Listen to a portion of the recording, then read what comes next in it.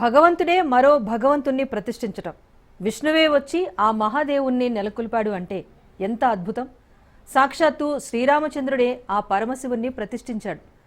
శ్రీ క్షీర రామలింగేశ్వరుడిగా ఆయన పూజలు అందుకుంటున్నాడు. అసలు ఈ ఆలయం ఎక్కడుంది, స్వామి ప్రాముఖ్యత ఏంటో ఇప్పుడు తెలుసుకుందాం.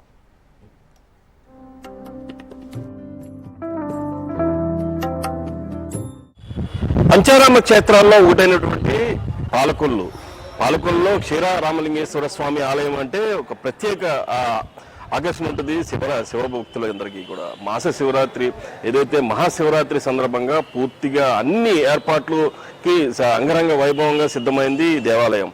ఈ దేవాలయం యొక్క ప్రాశస్త్యత ఏంటి, స్థల పురాణం ఏం చెబుతుంది అనే అంశాన్ని ఈ వీడియోలో మీకు చూపిస్తాను, రండి. పశ్చిమ గోదావరి జిల్లా పాలకొల్లులో పార్వతీ సమేతుడై శ్రీ రామలింగేశ్వరుడు వెలిసిన పుణ్యక్షేత్రం. ఇది ఏపీలో పంచారామాలుగా ప్రసిద్ధి చెందిన 5 పుణ్యక్షేత్రాలలో ఒకటి. దీనినే క్షీర రామలింగేశ్వర స్వామి దేవాలయం అంటారు. ఈ మందిరాన్ని చాణుక్యుల కాలంలో 10-11వ శతాబ్దాలలో నిర్మించారు. ఈ గుడిని శిల్పాచార్యుడు బ్రహ్మశ్రీ కాసే శూలాచార్య ఈ గుడిని సృష్టించాడని ఈ దేవాలయ స్తంభముపైనున్న 13వ శతాబ్దపు శాసనాలు చెబుతున్నాయి.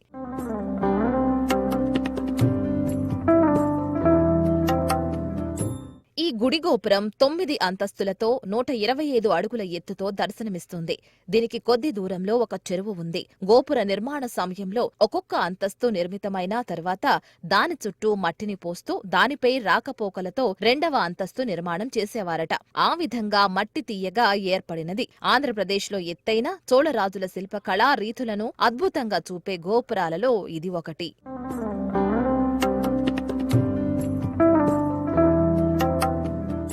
ఇక్కడి శివలింగం చక్కని పాలవలే తెల్లగా మెరుస్తూ భక్తులకు కనువిందు చేస్తూ ఉంటుంది. శ్రీ మహావిష్ణువుచే శివలింగం ప్రతిష్ఠించబడిన ఈ పుణ్యక్షేత్రానికి విష్ణువుమూర్తే క్షేత్ర పాలకుడుగా ఉన్నారు. జగద్గురువు ఆది శంకరాచార్యుడు ఈ క్షేత్రాన్ని దర్శించి శ్రీచక్రం ప్రతిష్ఠించాడని చరిత్ర చెబుతోంది. ఈ ఆలయంలో పరమశివునితో పార్వతీదేవి పూజలందుకుంటుంది.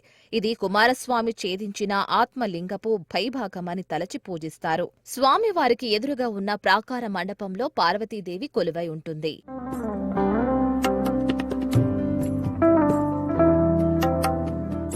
పూర్వము కృతయుగములో తారకాసురుడు అనే రాక్షసుడు ఈశ్వరునికై ఘోర తపస్సు చేశాడట. ఆ తపస్సుకు మెచ్చిన శివుడు ఆయనకి వరాల్ని ఇచ్చాడు. స్త్రీ గర్భం నుంచి పుట్టని వానిచేత మాత్రమే చావు ఉండేటట్లుగా శివుని ఆత్మలింగాన్ని కూడా వరంగా పొందాడు. ఆత్మలింగాన్ని తన కంఠాహారంలో ప్రాణరక్షగా ధరించి గర్వం చేత దేవతలను బాధిస్తూ ఉండేవాడు ఆ తారకాసురుడు. దేవతలంతా విష్ణుమూర్తి వద్దకు వెళ్లి ప్రార్థిస్తే కుమారస్వామి మాత్రమే తారకాసురుణ్ణి సంహరిస్తాడని చెప్తాడు. ఆయుధం చేత తారకాసురుడు కంఠంలోని ఆత్మలింగం 5 ముక్కలుగా పండింది. అందులోని ఒకదాన్ని పాలకొల్లులోని శివుడిగా చరిత్రగా చెబుతోంది. ఈ శివలింగాన్ని సాక్షాత్తు విష్ణుమూర్తి ప్రతిష్ఠించాడట. యోని గర్భమునందు జననము లేని వాడి చేత నాకు మరణం సంభవించేటువంటి వరాన్ని ప్రసాదిస్తూ శుద్ధ స్ఫటికలింగాకృతంగా నా హృదయంలో నిక్షిత్వం వాలయ్యా ఈశ్వర అని చెప్పి ఈ తారకాసుడు కోరుకుంటాడు ఈశ్వరుణ్ణి.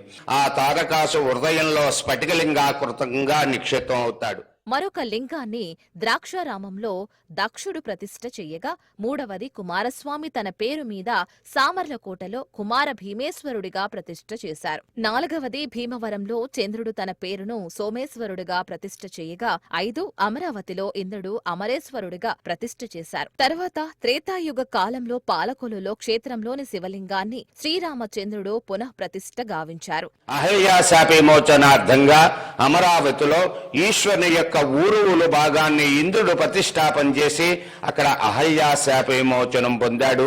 అక్కడో గొప్ప విశేషం ఉంది. యావత్ ప్రపంచకంలోనే ఎత్తైనటువంటి లింగాకారాల్లో 2వ స్థానాన్ని పొందినటువంటి లింగాకారం 11 అడుగుల ఎత్తు శుద్ధ స్ఫటిక లింగాకారం అక్కడ అమరేశ్వరుడుగా పిలువబడుతోంది. ఎవరైనా ఉద్యోగరీత్యా పాలకొల్లుకు వస్తే ఇక్కడే సెటిల్ అయిపోతారని భక్తులు చెబుతున్నారు. పాలకొల్లు ఎంతో మందికి ఆశ్రయం ఇచ్చిందని అన్నారు. పూర్వకాలం నుంచి పాలకొల్లుకు ఈ ప్రాశస్త్యం ఉందని అంటున్నారు. క్షేత్ర పాలకుడు ఎవరిని కూడా బాధలకు గురి చేయడట. పాలకొల్లు క్షేత్ర పాలకుడు ఎవరికి కూడా అన్నానికి గాని వస్త్రానికి గాని లోడ్ చేయడు. ఇక్కడ ఎవరైనా ఆకలి అంటే మట్టికి ఎవరో ఒక భక్తుడు వెంటనే అతనికి అన్నాన్ని వెంటనే ఆకలి తీరుస్తారు. అందుకు పాలకొల్లు క్షీర రామలింగేశ్వర స్వామి అంటే చాలా విశేషం.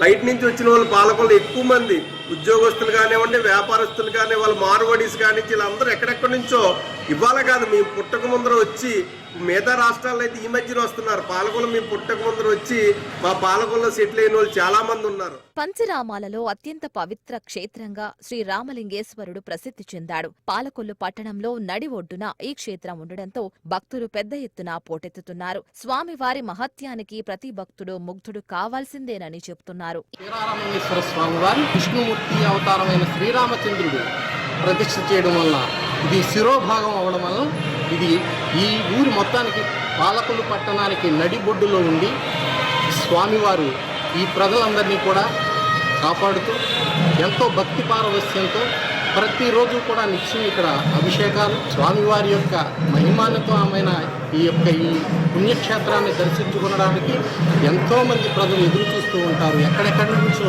ఇతర రాష్ట్రాల నుంచి కూడా రావడం జరుగుతూ ఉంటుంది. ఈ ఆలయంలో మహాశివరాత్రిని పురస్కరించుకుని అభిషేకములు, కుంకుమ పూజలు, రుద్ర హోమాలు, 1,00,000 పత్రి పూజలు, 1,00,000 కుంకుమ పూజ నిర్వహిస్తారు. మహాశివరాత్రి రోజున స్వామివారికి జగజ్యోతి వెలిగిస్తారు. లింగోద్భవ సమయంలో శ్రీ స్వామివారికి మల్లన్న పాగ కడతారు. పాలకొల్లులో కూడా శ్రీశైలం మాదిరి స్వామివారికి మల్లన్న పాగ కట్టడం విశేషం. శివరాత్రి తర్వాత రోజున శ్రీ స్వామివార్లకు, అమ్మవార్లకు గ్రామోత్సవం నిర్వహిస్తారు. విశేషంగా భక్తులు కార్యక్రమంలో పాల్గొని స్వామివారిని దర్శించుకుంటారు. పంచరామ క్షేత్రాలలో ఈ ఆలయంలో పంచలింగాలు, పంచనందులు, పంచద్వారాలు, పంచ అమ్మవారులు ఉండడం విశేషం.